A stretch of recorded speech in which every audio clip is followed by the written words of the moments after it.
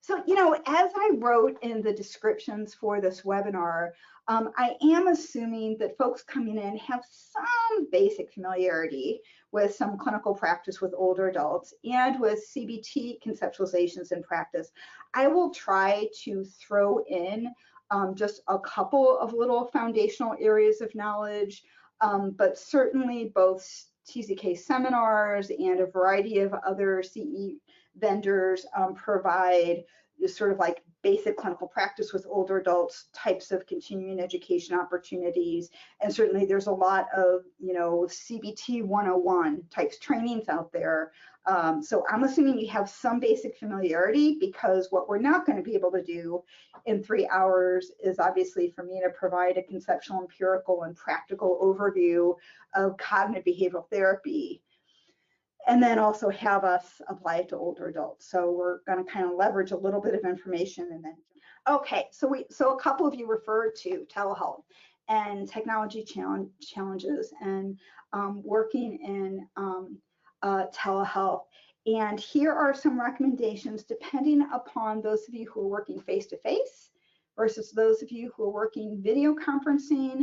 And then I have another slide that's telephone only, because we have a number of clients in our clinic across the ages who are participating by phone only, no video.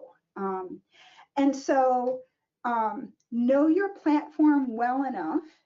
And so, you know, I'll just sort of share that I use a HIPAA protected version of Zoom in my clinical practice to hide their self-view, and also hide yours. And if you don't know how to guide someone through hiding a self-view or hiding their own self-view, write that down as something. And so as we sort of think about how to make this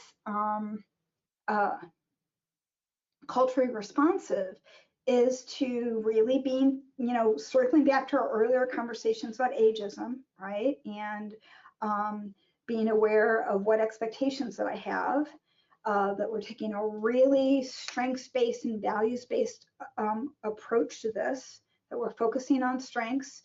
And for many individuals from cultural, ethnic, racial groups, pleasure may not be a culturally relevant concept for them, right? There's a number of cultures in which, especially in collectivist cultures, to where just like something that's, you know, pleasant or enjoyable for me is not as important as these others. So in the cognitive strategies with older adults,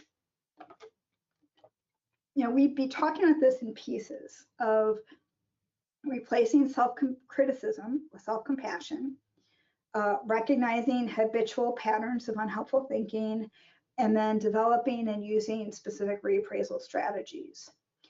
And so, you know, as I do a couple of sessions of compassion-focused work, I will provide, again, this is classic CBT, right? A little bit of psychoeducation, then some discussions, then some opportunity to practice both within session and between session. So I'll just say, so many of us grew up in households where self-criticism was viewed generationally as the way to motivate people. And, you know, the hallmark to CBT is that insight is not sufficient for change, right? Insight's great, but it's not enough. And that a client just agreed